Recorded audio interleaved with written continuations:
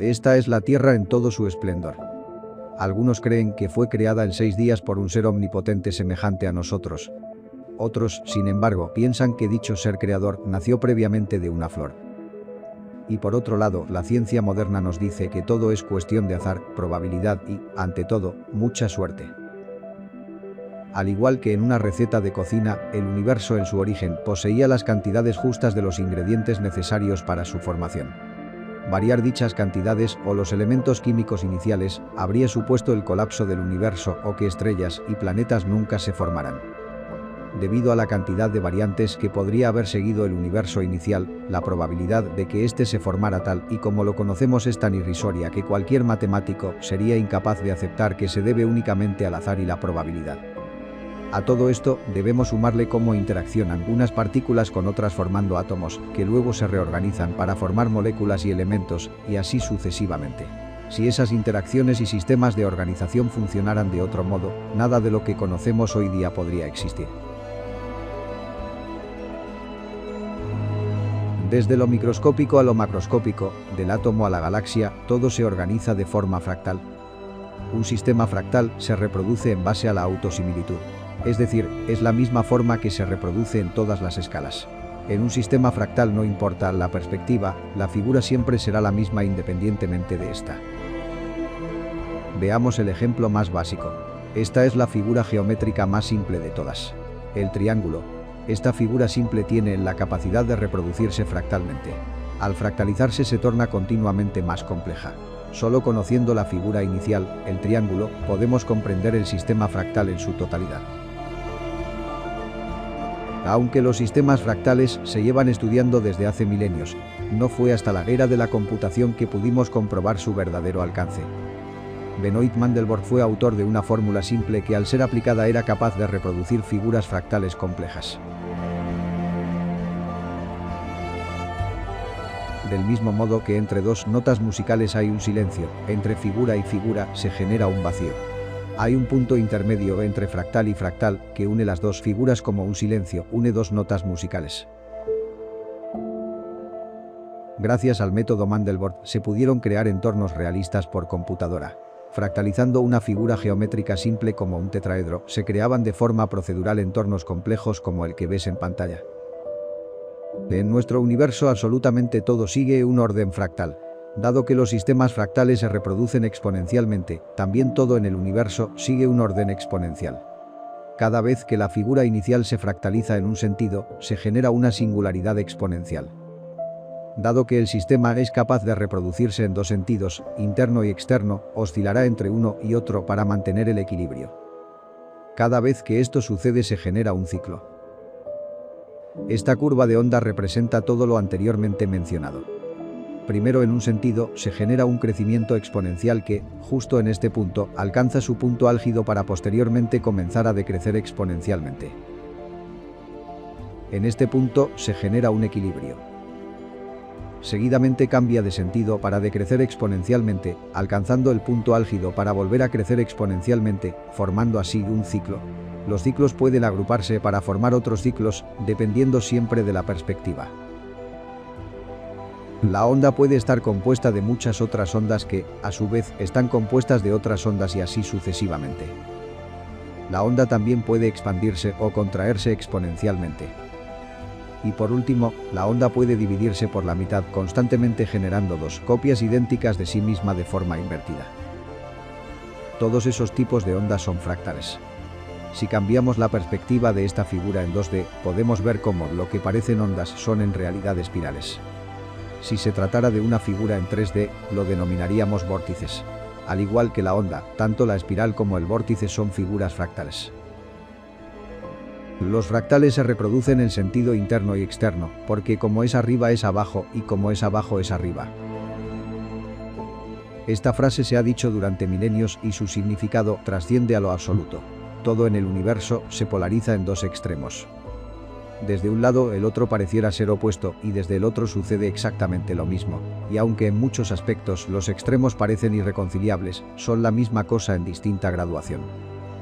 Piensa por un momento en el frío y el calor, ya no solo sensitivamente los percibes como opuestos, sino que las propias moléculas se comportan de forma opuesta ante el frío y el calor. Sin embargo, podemos entender frío y calor como la misma cosa, ambos son temperatura, pero con distinta graduación. En el punto intermedio de los extremos se genera siempre un equilibrio, un punto exacto donde los opuestos convergen y se contrarrestan al mismo tiempo. Todos los conceptos e ideas provenientes del humano se basan en esa dualidad. Sentimientos, ideologías, cultura, absolutamente todo se polariza en dos extremos. Es básicamente nuestra forma de comprender la vida y el universo, pues este último se basa en esa bipolaridad. Del mismo modo que la muerte no se comprende sin la vida, el tiempo no se comprende sin el espacio, y viceversa. El tiempo a su vez también lo percibimos polarizado entre el pasado y el futuro, siendo el presente la convergencia de ambos.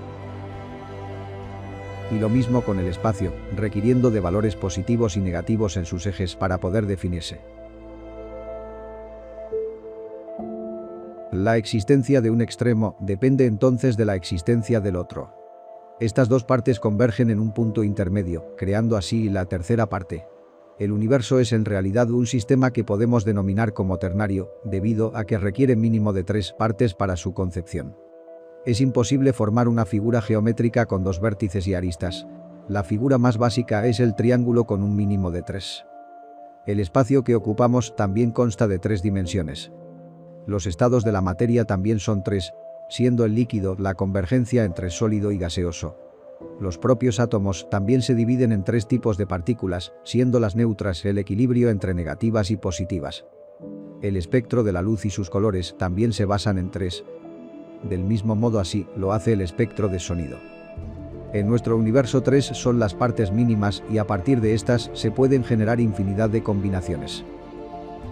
Al igual que entre un número y otro existen infinitos decimales, entre un color y otro hay infinitas combinaciones de colores. Entre un sonido y otro hay infinitas frecuencias. O incluso dentro de un espacio limitado, este puede dividirse de manera infinita. Aunque la escala de medida es finita, el espacio dentro de sí es infinito.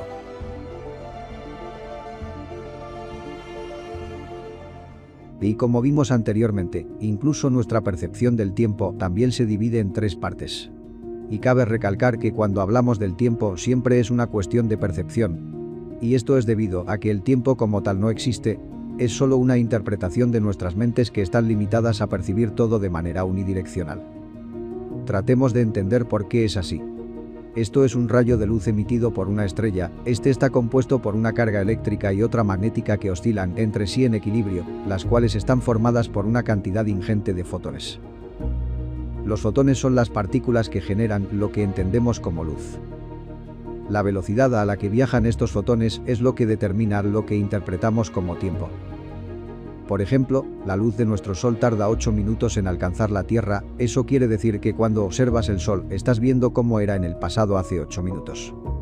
Lo mismo sucede con la estrella más cercana a nuestro sistema solar situada a 4,2 años luz. Incluso la Luna la percibimos con 1,2 segundos de retraso. Por tanto, en cierta manera, siempre estamos observando el pasado en mayor o menor medida, dependiendo de cuánto tarde la luz en llegar hasta nuestras retinas. La velocidad del fotón es siempre la misma. Su velocidad constante es de aproximadamente 300.000 km por segundo. O lo mismo que dar 7,5 vueltas a la Tierra en tan solo un segundo. El fotón es capaz de alcanzar esa velocidad máxima en el universo debido a que no tiene masa. El tiempo se percibe distinto dependiendo de la velocidad del objeto y dependiendo del punto de perspectiva. Para entender esto, imagina un fotón de luz que rebota entre 2 espejos. Cada vez que este rebota se produce un tic en el reloj que determinará el tiempo transcurrido. Ahora imagina que tú vas dentro del autobús acompañado de este reloj y otra persona con el mismo reloj se sitúa fuera del autobús. Debido a la diferencia de velocidades entre tú y el otro sujeto, lo que para ti es un tic de tu reloj, para el sujeto de fuera el tiempo transcurrido es mayor en comparación al tuyo. Por ejemplo, si mandáramos una nave tripulada a la estrella más cercana que se encuentra a 4,2 años luz, viajando al 99% de la velocidad de la luz, habría una gran divergencia entre el tiempo transcurrido en la Tierra y en la nave. Para los tripulantes de la nave el viaje a Próxima Centauri les habría tomado solamente 2,4 meses, mientras que para los habitantes de la Tierra habrían transcurrido 4,5 años. Según la teoría de la relatividad general de Albert Einstein, no existe un presente, sino que todos los momentos suceden al mismo tiempo. Así lo percibe un fotón que viaja a la velocidad máxima permitida en el universo, y así lo percibiríamos nosotros si fuéramos seres de luz carentes de masa alguna y capaces de viajar a tal velocidad.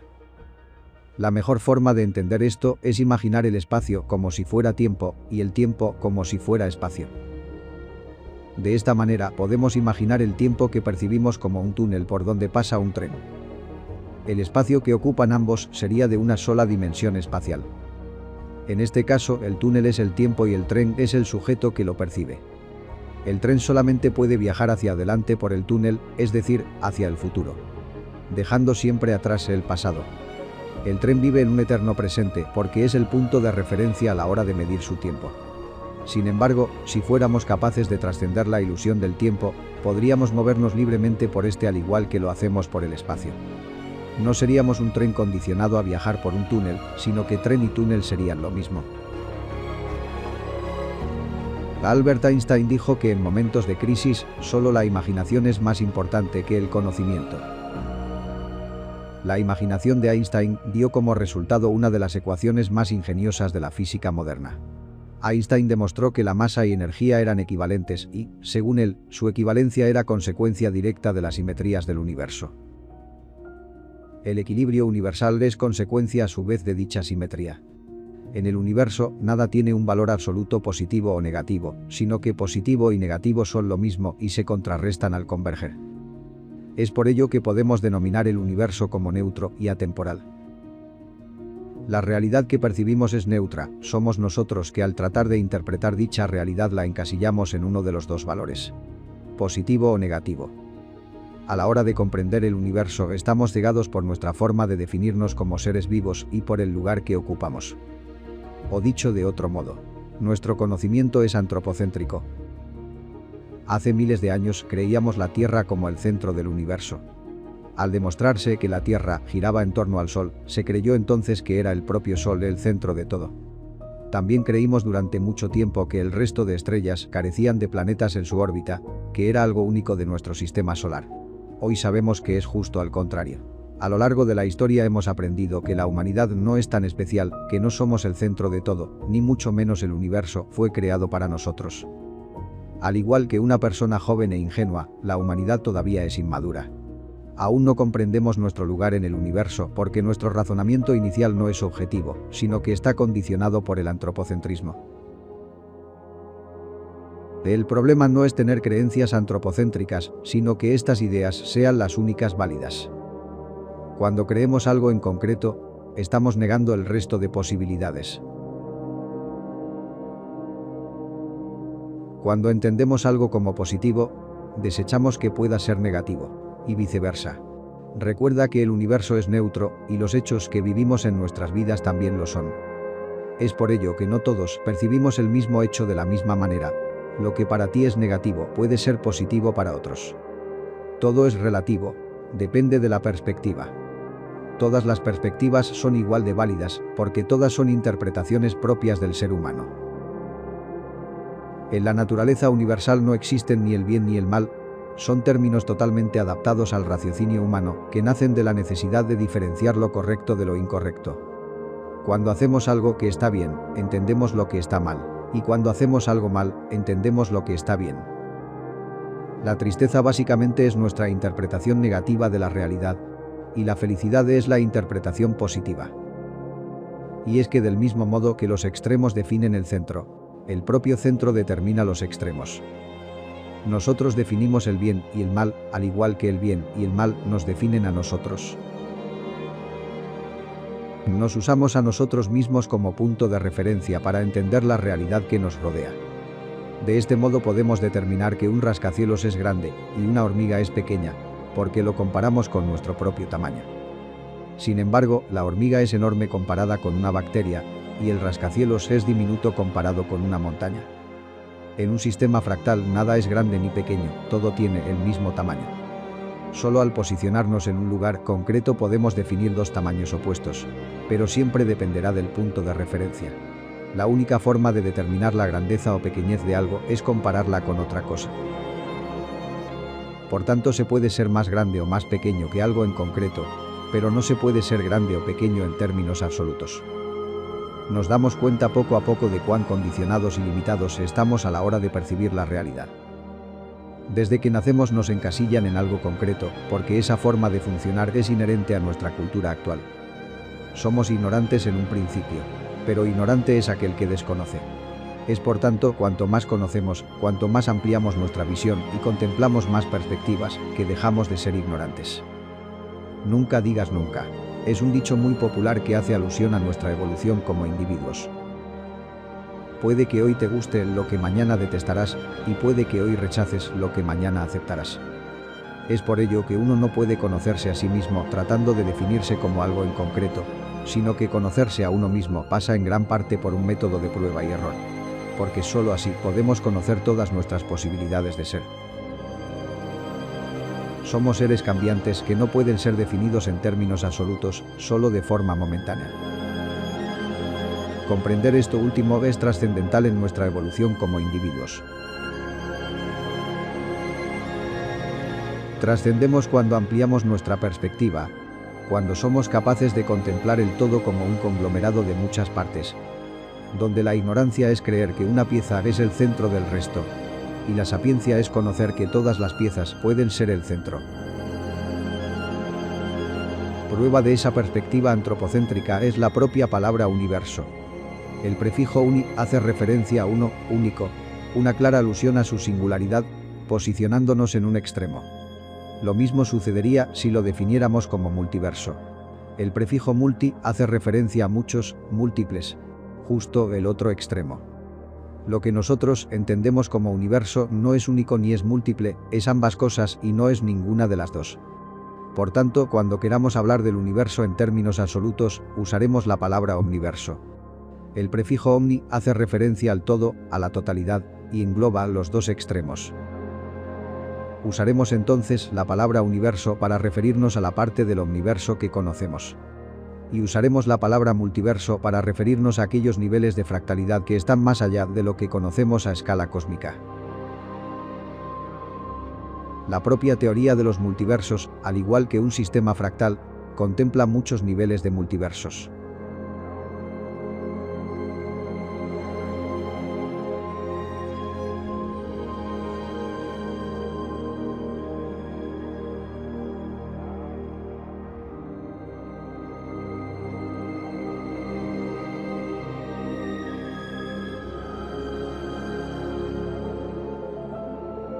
Este omniverso se reproduce sistemáticamente de forma fractal, pero para que todo funcione se requiere de una fuerza motriz: la vibración.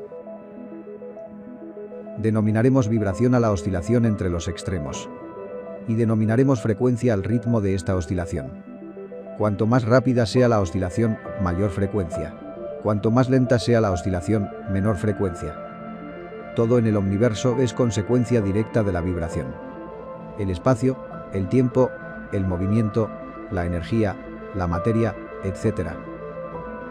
La energía más sutil es aquella que vibra en alta frecuencia, y cuanto mayor es su densidad, menor es su frecuencia.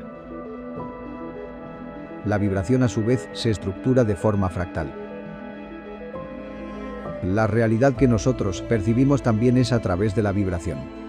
Nuestros sentidos son herramientas que captan distintos estados vibratorios a distintas frecuencias, que luego son transmitidos al cerebro, el cual interpreta la información y la traduce como la realidad que percibes. La luz que percibimos mediante nuestra vista es apenas una pequeña porción de todo el espectro electromagnético. Como ya mencionamos, los rayos de luz son campos eléctricos y magnéticos que oscilan entre sí, es decir, que están vibrando. Esa vibración es la luz que nuestros ojos reciben para ser interpretada por nuestro cerebro. Por otro lado, el sonido que perciben tus oídos es una vibración en la presión atmosférica. El sonido como tal, aquello que oyes, es una ilusión generada por tu cerebro. Es por ello que si estuvieras en el espacio nadie podría oírte, porque el sonido no se puede propagar en el vacío atmosférico.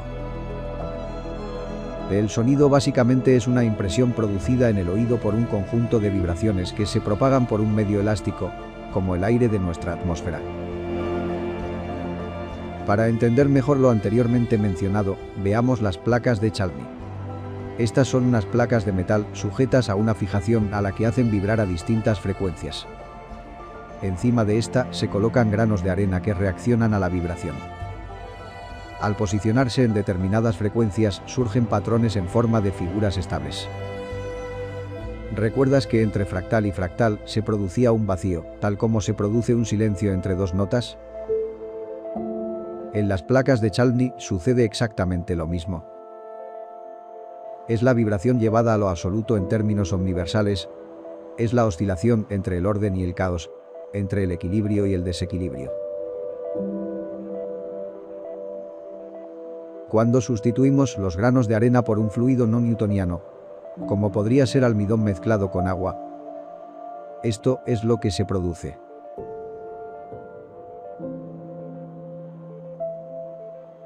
Es como si de repente la materia cobrara vida propia debido a la vibración. La vibración es la fuerza motriz básica que da como resultado una directriz básica a seguir para reproducirse. Un equilibrio entre la máxima eficiencia y el mínimo esfuerzo. Lo que entendemos como fractales son la consecuencia directa y extrapolación física de ese equilibrio entre máxima eficiencia y mínimo esfuerzo. Absolutamente todo sigue esta directriz básica.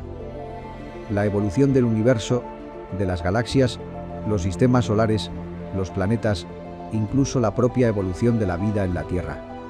Según Darwin, la evolución de las especies se produce por adaptación al medio. Sin embargo, esa adaptación se produce en primera instancia, siguiendo la directriz básica de equilibrio entre máxima eficiencia y mínimo esfuerzo. Esta directriz es la que da forma al universo. ¿Alguna vez te has preguntado qué tienen en común las grietas de una pared, las raíces de un árbol, la forma de los rayos, las venas de tu cuerpo, los ríos e incluso los cúmulos de galaxias? Todos deben su forma al equilibrio entre máxima eficiencia y mínimo esfuerzo. El camino más corto no siempre es el camino más fácil, ni el camino más largo es el más difícil. Cuando golpeas un cristal, este sigue esa directriz para desquebrajarse. En este punto podemos entender el universo como un sistema vibratorio que se reproduce fractalmente al tratar de mantener un equilibrio entre máxima eficiencia y mínimo esfuerzo. Si tratamos de resumir todo esto en una figura, sería el vórtice. El vórtice es la figura clave en nuestro universo fractal y representa el propio equilibrio. Es la figura que le da forma a todo. Recuerda que el vórtice, la espiral y la onda son lo mismo visto desde distintas perspectivas. En la estructura de estas figuras se esconde un número, el más importante de todos y que a ello debe su nombre. Es lo que conocemos como número áureo o número de oro, o dicho técnicamente, el número phi. Phi es una constante que está en todo. Todas estas formas están definidas por lo que se conoce como la espiral áurea. Esta espiral puede obtenerse mediante la secuencia de Fibonacci, que consiste simplemente en sumar los dos últimos dígitos para obtener el siguiente. Si aplicamos estos valores a una cuadrícula, obtenemos una espiral áurea. La espiral es intrínseca a la onda y al vórtice. Estas figuras son las que determinan la estructura natural de las cosas.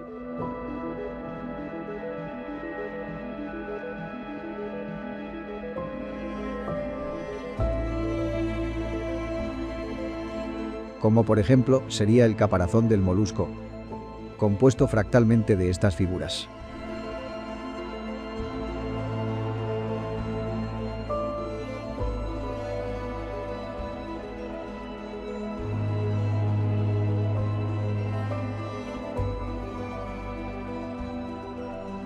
En base a los números de Fibonacci, también podemos formar un rectángulo áureo.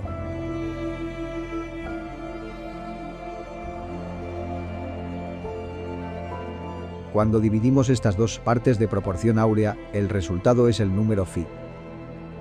En un círculo de 360 grados equivaldría a 137,5 grados. Por ejemplo, al formarse un girasol, las semillas se reparten cada 137,5 grados, de tal forma que nunca dos semillas ocupan el mismo lugar debido a la proporción áurea.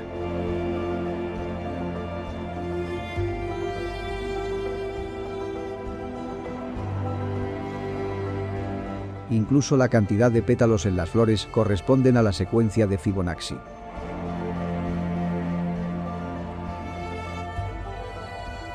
Veamos mejor cómo Fi se esconde tras esta secuencia. Según dividimos sucesivamente cada número por el anterior, veremos cómo el resultado oscilará entre valores mayores y menores, acercándose cada vez más al número Fi. Este ejemplo es la metáfora perfecta de cómo el omniverso trata constantemente de autoequilibrarse y cómo evoluciona de un estado simple y abstracto a uno de cada vez más complejo y definido. Según nuestros conocimientos actuales, Fi es un número irracional debido a que no sigue ningún patrón en sus decimales. Es decir, no puedes predecir los decimales, solo calcularlos. Si bien es cierto que los decimales de Fi no siguen un patrón de repetición, sí siguen otro tipo de patrón organizativo que denotan el equilibrio. Estos son los 10.000 primeros decimales del número áureo. Si buscamos cuántas veces se repite el número 1, vemos que lo hace un total de 1062 veces. El número 2 aparece 997 veces. El número 3 lo hace en 1039 ocasiones. Y así con el resto de números. Todas las cifras de un dígito se repiten aproximadamente la misma cantidad de veces. Sucede lo propio al formar combinaciones de 2 dígitos, repitiéndose equitativamente. Lo mismo con números de 3 dígitos, y así sucesivamente, siendo proporcional la cantidad de veces que se repite un número a su cantidad de dígitos. De alguna forma, los decimales, aún siguiendo una lógica irracional en su orden, se equilibran para aparecer la misma cantidad de veces que sus pares. Del mismo modo que según avanzamos en la secuencia de Fibonacci podemos concretar con mayor exactitud el valor de Fi, cuantos más decimales usemos en este método, la cantidad de veces que aparece cada número será de cada vez más ecuánime en relación a sus pares. Esta propiedad del número Fi también le corresponde a otros números irracionales con infinitos decimales que definen el omniverso, como son el número pi y el número de Euler. El número pi es otra metáfora perfecta de la evolución que sigue todo en el omniverso. Mediante el número pi somos capaces de formar un círculo, pues pi es la relación entre el radio del círculo y su circunferencia. Pero ¿por qué, si el círculo pareciera ser perfecto y exacto, su relación entre su anchura de radio y el perímetro de su circunferencia da como resultado un número con infinitos decimales? Porque aunque el círculo pueda parecer curvo, está compuesto por una cantidad determinada de líneas rectas. Cuantas más líneas rectas añadimos, más preciso se hace nuestro círculo, es decir, calculamos más decimales del valor pi. De mismo modo que los decimales de pi son infinitos, la curva que forma el círculo puede contener infinitas líneas rectas. Por tanto, la línea curva es en realidad una ilusión producida por líneas rectas, y de la misma forma la línea recta es una ilusión producida por líneas curvas. Esto es el equivalente a la pregunta de ¿qué va antes? ¿El huevo o la gallina? Toda la evolución que sucede dentro del omniverso es el equivalente a un triángulo convirtiéndose en un círculo, tornándose más complejo y más definido según se añaden más líneas rectas a la figura inicial. En un sistema fractal, la parte más pequeña contiene la información de la totalidad del sistema y viceversa. Nuestro sistema numérico decimal es también un sistema fractal. La parte más básica de este sistema es la unidad, el 1. Este puede tener un valor positivo o negativo, es decir, el equivalente a que una imagen fractal se reproduzca hacia el interior o hacia el exterior. Entre estos dos valores opuestos surge el equilibrio, la neutralidad, el valor 0. A partir de estos valores básicos, obtenemos el resto. El número 2 como suma de dos unos. El 3. El 4. Y así sucesivamente hasta obtener los valores básicos, que conducen hasta el 9. El transcurso del 2 al 9 es el silencio entre dos notas, es la conexión entre fractal y fractal. Llegamos al 10 del sistema decimal, donde el fractal se singulariza. Y así sucesivamente con todos los dígitos que queramos imaginar. No es necesario conocer la nomenclatura de todos los números, sino que con unos pocos puedes conocer el resto. De este modo, funciona también nuestro lenguaje. Usamos las vocales y consonantes como valores básicos del sistema fractal. Las palabras más comunes a la hora de comunicarnos suelen ser la combinación más simple de una vocal y una consonante, mientras que las palabras menos comunes suelen ser largas combinaciones de estas. Al juntar letras, el valor básico, formamos palabras. Al combinar estas palabras podemos formar frases, que cuando se juntan forman párrafos, y estos forman las páginas, que combinadas forman los capítulos, y estos a su vez los libros, pudiendo formar parte de una saga de libros, y así sucesivamente. Igual que con los números, las palabras también tienen valores y connotaciones positivas y negativas. Tanto nuestro lenguaje verbal como el lenguaje numérico son un reflejo fractalizado del lenguaje intrínseco del universo, el lenguaje que le da forma a todo, que se esconde detrás de todo. Son distintas versiones de lo mismo. La diferencia que hay entre un valor básico numérico y otro de muchos dígitos es la misma diferencia que hay entre una letra y un libro. Y lo que diferencia la letra del libro es lo mismo que diferencia a un átomo del universo, a una célula del sistema solar o a un tetraedro de una esfera. Son comparaciones entre distintos niveles del fractal. Es posible que llegados a este punto te hayas percatado de que el mensaje de este documental es redundante, lo único que hacemos es abordarlo desde distintas perspectivas para tratar de comprender su esencia. Esta esencia, que podemos denominar en cierta forma como conocimiento absoluto, no es algo contemporáneo a nosotros, ni mucho menos, sino que proviene desde la más remota antigüedad. Los historiadores también pecan de ideas antropocentristas cuando entienden la historia como una línea progresiva que va de menos a más, de poco a mucho, de peor a mejor. Se concibe el conocimiento como algo acumulativo, donde el único objetivo de progresar es acaparar más. Como así haría una persona con síndrome de Diógenes, que su único objetivo es acumular objetos en caso de necesitarlos algún día. Realmente no necesitamos todo eso, ni lo necesitaremos. Cuando das con una respuesta, surgen siempre nuevas preguntas. Es como una tubería de agua con una elevada presión constante. Al tapar la rotura, la tubería se quiebra en otro tramo, y así sucesivamente. Dado que la presión está en constante crecimiento y la tubería no tiene el tamaño para contener el caudal suficiente para tanta presión, lo único que podemos hacer es dejar que el agua fluya sin tratar de interferir. Nosotros somos mentes limitadas, igual que dicha tubería tiene un caudal limitado de agua.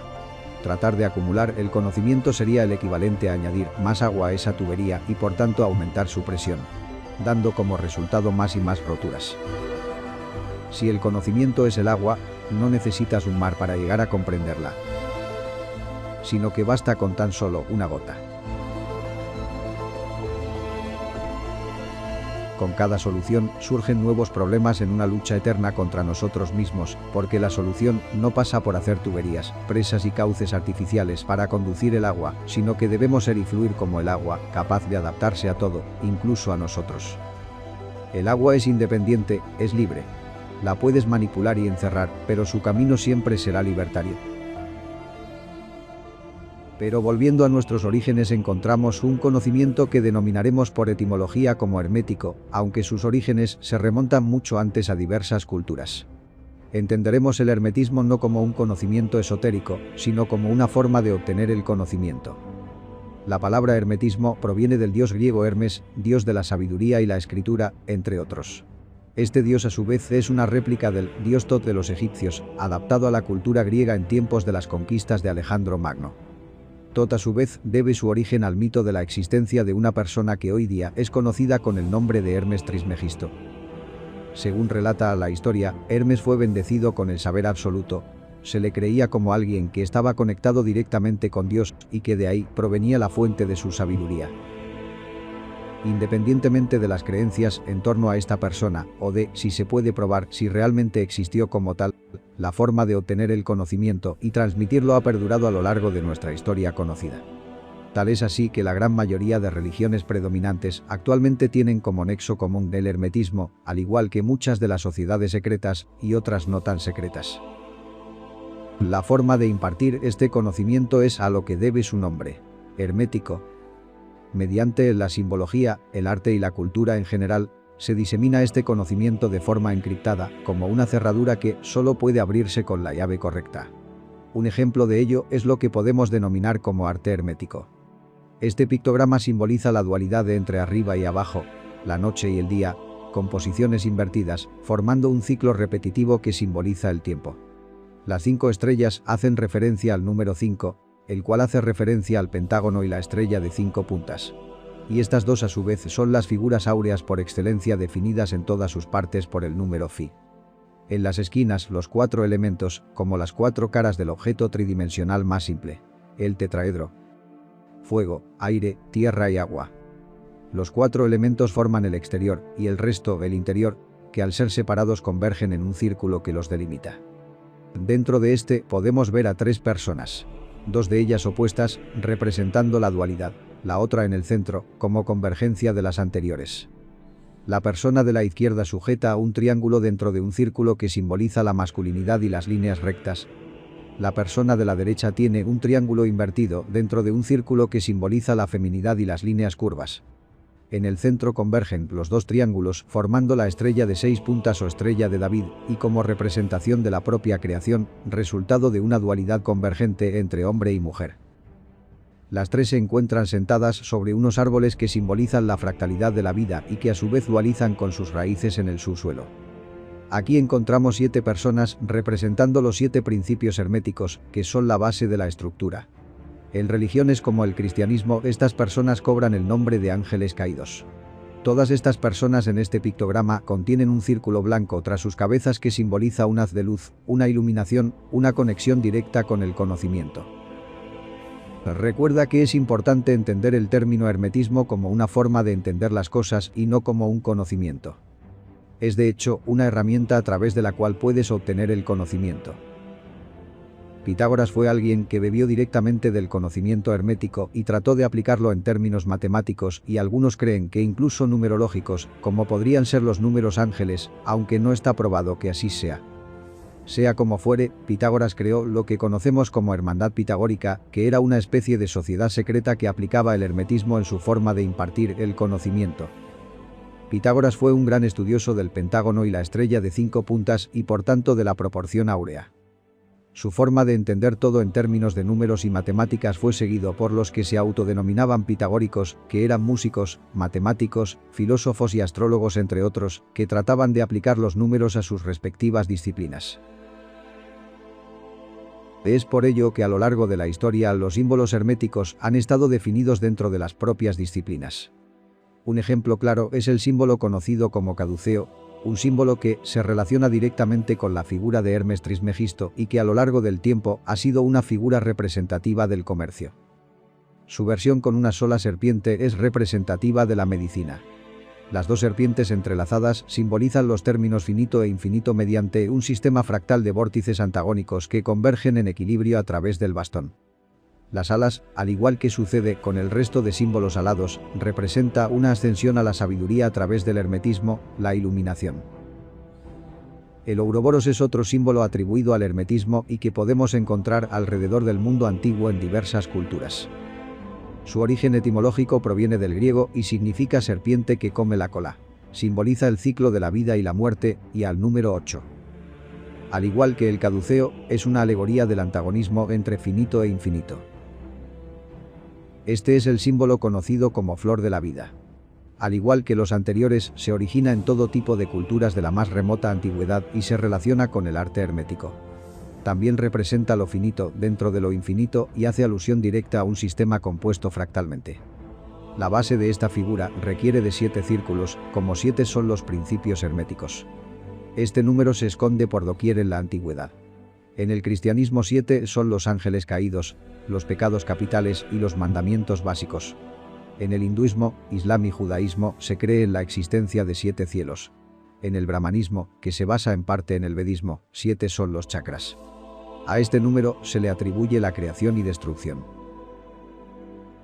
Este es el ojo de Horus. Su origen se remonta al antiguo Egipto, aunque hoy día algunos relacionan su origen erróneamente con la masonería. Este símbolo nace del hermetismo, pues el ojo derecho de Horus se asociaba a Ra, dios del sol, mientras que su ojo izquierdo se asociaba a Tot, dios de la luna. El ojo de Horus es un sistema exponencial y fraccionario, compuesto por 6 partes donde se multiplica o divide por 2. Pero he aquí lo más importante. Inicialmente las 6 partes de este símbolo hacían alusión a los 6 sentidos humanos. Así es, los antiguos egipcios consideraban el pensamiento como otro sentido más. Hoy día tenemos la falsa creencia de que el pensamiento nos define, cuando verdaderamente somos nosotros quienes definimos el pensamiento. Al igual que el resto de sentidos, el pensamiento es una herramienta más para comprender e interactuar con nuestro entorno. Una conciencia abstracta requiere de un pensamiento definido y viceversa. Al igual que un estado cuántico, el pensamiento permanece indefinido entre infinidad de posibilidades, siendo nuestro consciente el que lo conduce a definirse. Tu cerebro funciona en gran parte de forma instintiva, segregando todo tipo de sustancias químicas que pueden alterar tus pensamientos y sentimientos, pero nunca alteran tu esencia. Tu esencia es invariable, inmutable y absoluta, y se mantiene siempre en un estado indefinido hasta que tú conscientemente la defines mediante el pensamiento. Actualmente estamos tan inmersos en la ilusión del pensamiento que cuando tratamos de comprenderlo como un sentido más, es como tratar de explicarle a un pez qué es el agua. Este árbol es una metáfora del pensamiento humano como un sistema fractal. Todos tenemos un nexo común, como el tronco del árbol. Un pensamiento convergente que nos autodefine como seres vivos que somos. Según crece el árbol, este se diversifica en distintas ramas y el pensamiento humano se torna divergente. Aquí nacen las culturas, religiones, ciencias, ideologías, etc. Cada rama luego se subdivide en otras ramas, tratando de individualizarse y diferenciarse sobre el resto. Cada una de estas cree ser única y la razón principal por la que se sustenta el árbol, pues dentro de su sectarismo ignoran la verdadera magnitud de este. Tú en realidad no eres de izquierdas o de derechas, de arriba o abajo, tampoco de un centro indiferente o contemplativo. Las ramas son nuestros pensamientos definidos, pero tu esencia es el agua que fluye por todo el árbol. Las ramas son el camino y tú eres quien lo transita. Tú eres todo el árbol, eres todas las cosas y eso te convierte por definición en algo indefinido. Ese es el sentido de todo y el sentido de nada. Porque la nada determina el todo, tanto como el todo determina la nada. En esta realidad neutra y atemporal, el pasado influye tanto sobre el futuro como el futuro lo hace sobre el pasado. Aunque para entender el final hay que volver al principio.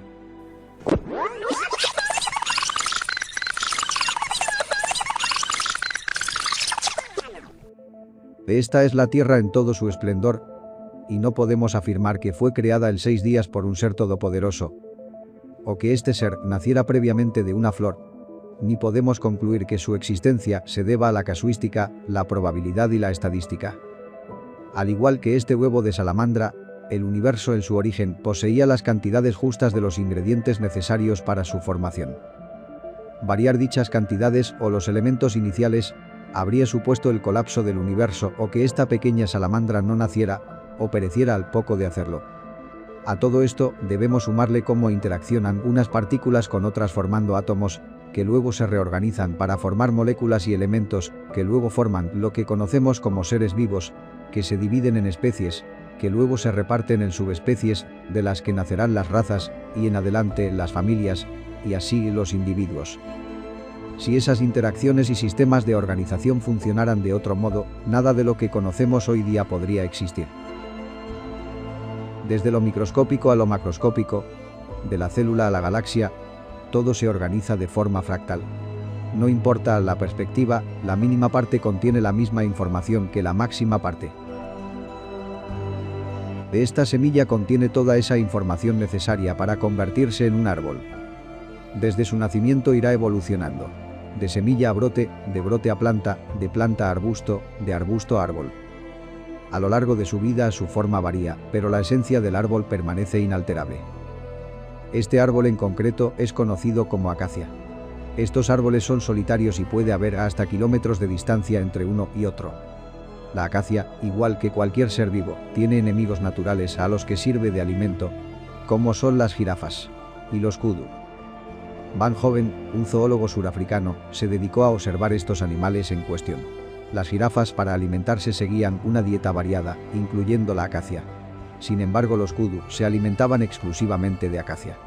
El zoólogo contempló que los kudu morían en un número elevado en comparación a las jirafas, lo cual carecía de sentido porque ambas especies vivían dentro del mismo recinto protegido.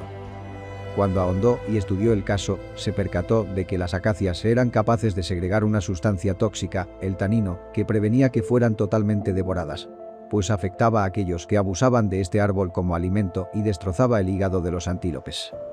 Pero lo curioso resultaba cuando una acacia estaba siendo devorada, ya que ésta liberaba etileno que funcionaba como señal aérea, que luego recibían sus compañeras acacias a kilómetros de distancia, provocando que todas las acacias de la zona comenzaran a segregar ese veneno que las previene de ser totalmente devoradas, incluso antes de que sucediera. La acacia entiende el lugar que le corresponde como árbol y evoluciona en consecuencia, no porque sea consciente de sus actos, ni porque haya estudiado ciencias académicas como la química y la física, sino que la acacia es parte del lenguaje universal y su existencia es una extrapolación tangible de dicho lenguaje. Aquello que define y diferencia a la acacia del resto de árboles es lo mismo que define y diferencia las distintas perspectivas de comprensión. La acacia y el resto de árboles, la salamandra y el resto de reptiles, nuestro sistema solar y el resto de estrellas. Todo lo anterior sigue el mismo camino, la diferencia está en cómo lo transitan. Cuando tratamos de entender la vida orgánica de la Tierra, erramos nuevamente de antropocentristas. La vida no es algo único de la Tierra, lo que entendemos como vida es un estado natural del universo. Del mismo modo que existen distintas formas de vida en la Tierra como son las plantas, animales y hongos. Del mismo modo que luego de estas nacen distintas especies y así sucesivamente, el universo reproduce la vida en infinidad de combinaciones. La vida orgánica en la Tierra es otro nivel más dentro de un universo fractal que está vivo, o dicho en otras palabras, está en constante cambio y evolución. El universo tal y como lo conocemos requiere de unos fundamentos básicos para su concepción. Todos estos elementos se requieren unos a otros para su formación. Cómo pudo formarse la masa que requiere previamente de un espacio que ocupar, y cómo se formó el espacio que requiere de un tiempo para concebirse, y cómo se formó el tiempo que se define en el movimiento, y cómo se generó el movimiento que su medio es la energía, y cómo se formó la energía sin una masa inicial previa. Es como un círculo vicioso. Y aunque realmente todos estos elementos se requieren entre sí para existir, su existencia depende de su coexistencia. Lo mismo sucede con la vida orgánica. Esta bacteria es conocida como sistema orgánico complejo y reducible y tiene más de 50 piezas necesarias para su funcionamiento. Todas esas piezas son fundamentales y no podrían haber sido concebidas individualmente, solo pueden ser concebidas coexistiendo con el resto de piezas. Tanto en esta bacteria como en el universo, todas las piezas se forman a la vez siguiendo un código. Cuando un espermatozoide fecunda un óvulo y se genera un cigoto, este contiene toda la información necesaria para su futuro desarrollo evolutivo. Si omitimos el tiempo de gestación y nos fijamos únicamente en el bebé resultante, cualquiera podría pensar que todos los órganos que componen al bebé se formaron a la vez, cuando realmente lo que sucede es que todos se estructuraron a la vez en base al mismo código genético. El código genético del cigoto es definido y define a su vez del código genético de la Tierra. El código evolutivo de la Tierra a su vez hace lo propio dentro del sistema solar, el cual también actúa en consecuencia dentro de la galaxia, que luego en conjunto forman cúmulos de galaxias, que forman nuestro universo, el cual luce tal que así.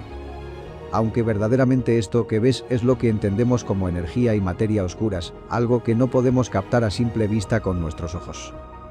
Igual que un pez tampoco puede ver el agua. Al igual que con el bebé, podemos omitir toda nuestra historia como humanidad y fijarnos únicamente en el resultante. Podríamos decir en cierta forma que todas esas ciudades, provincias y estados surgieron a la vez, de otro modo no tendría sentido dada su complejidad en su funcionamiento. Pero ¿qué pasa si iluminamos todas esas ciudades y conexiones entre estas? Que luce tal que así. Exactamente igual a las conexiones de nuestro universo, y exactamente igual a las conexiones neuronales de nuestros cerebros. Y no es que todas las personas a lo largo de la historia se hayan puesto de acuerdo en qué estructura debía seguir la humanidad como civilización. Tampoco lo hacen la materia y energía oscuras, ni lo hacen las neuronas. Sino que todo lo anterior se construyó en base al mismo código universal. Por eso, cuando aplicamos una carga eléctrica a esta madera, se forma una estructura tan natural como la de un árbol. Cada llave tiene su cerradura, como toda cerradura tiene su llave. Esta es la definición que tiene la Wikipedia sobre los seres vivos en la Tierra. Un ser vivo u organismo es un conjunto material de organización compleja en la que intervienen sistemas de comunicación molecular que lo relacionan internamente y con el medio ambiente en un intercambio de materia y energía de una forma ordenada, teniendo la capacidad de desempeñar las funciones básicas de la vida que son la nutrición, la relación y la reproducción, de tal manera que los seres vivos funcionan por sí mismos sin perder su nivel estructural hasta su muerte. Si eliminamos la perspectiva concreta y lo entendemos como un sistema genérico, es decir, tachamos las palabras molecular y ambiente de la definición para ser sustituidas por cualquier otra, resulta ser una definición aplicable a todo lo que conocemos. Desde cómo unas estrellas mueren para dar paso al nacimiento de otras, de las cuales nacen los planetas, o cómo podemos entender a Marte como un planeta muerto al compararlo con una Tierra viva.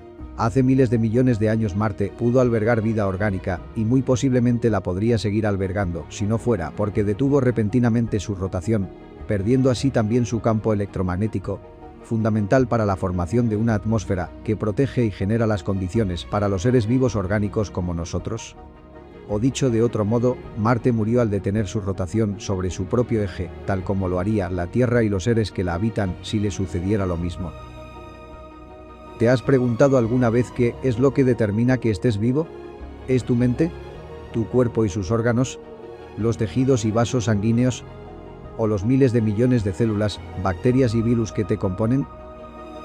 De hecho, lo que te da la vida es todo lo anterior. Tú eres un organismo compuesto por miles de millones de organismos unicelulares que estructuran tu cuerpo en todos los niveles. De esta forma, la Tierra cobra vida debido a todos los seres que en ella habitan, y viceversa.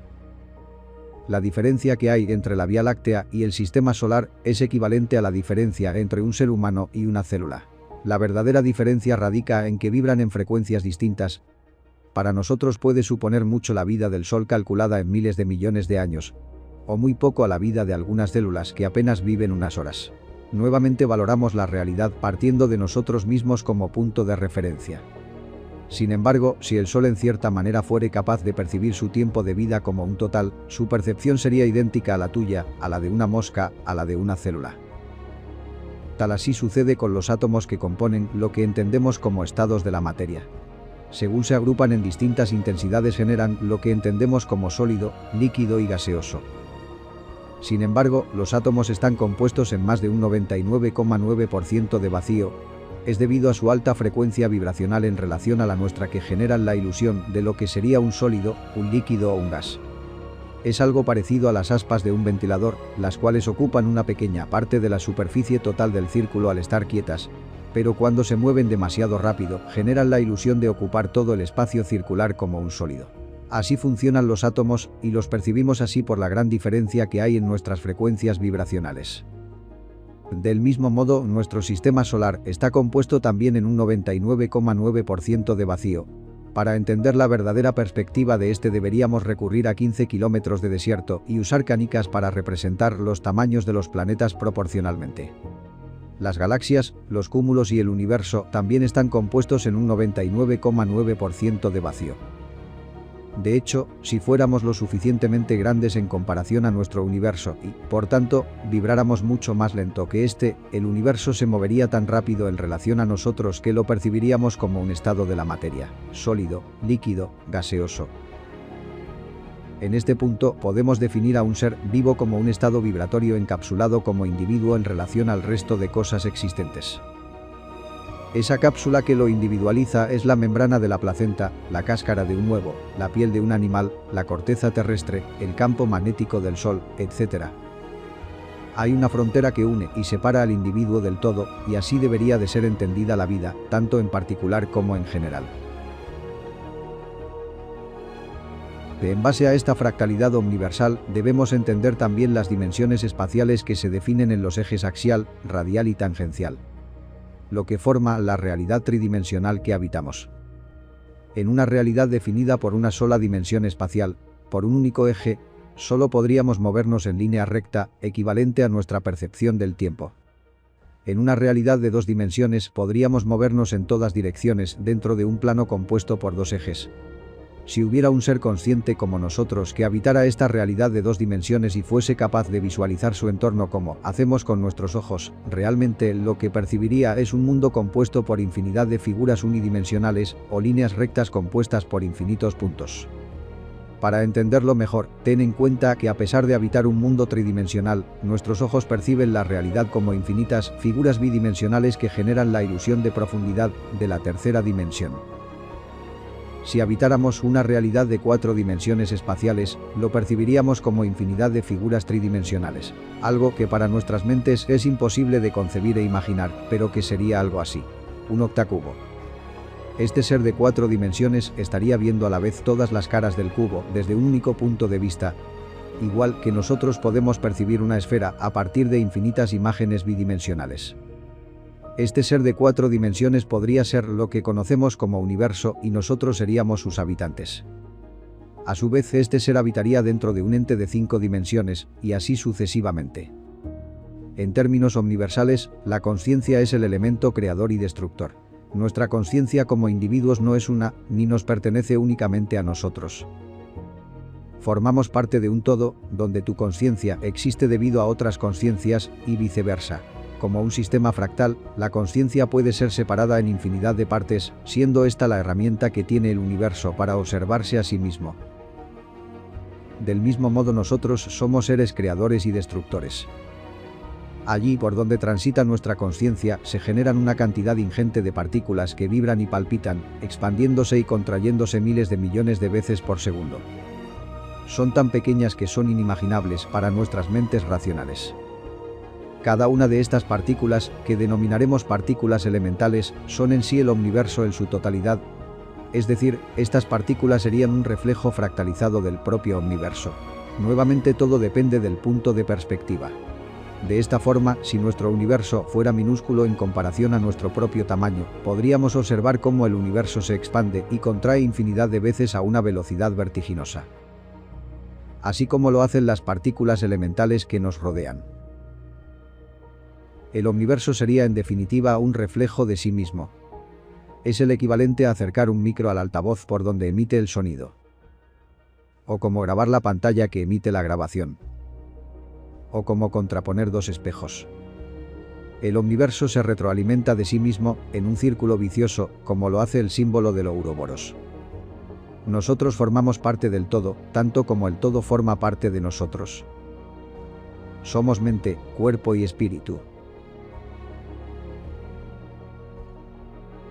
No es cuestión de ver a través de tus ojos. No es cuestión de tocar a través de tus manos.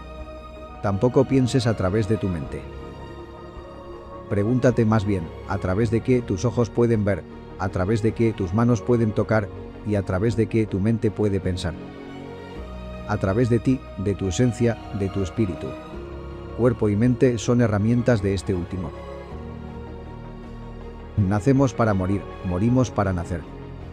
Así lo entiende alguien como el Dr. Segarra, un hombre que ha dedicado mucho tiempo a estudiar de cerca lo que se conoce como ECMs, o experiencias cercanas a la muerte.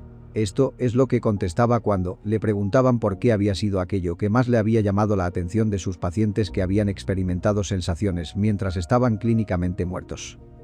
Lo que más me ha llamado la atención primero es la forma con la seguridad absoluta que los enfermos comentan, con la gran cantidad de detalles que nos manifiestan, a veces tiempos después se acuerdan, es decir, la memoria es muy fina al respecto.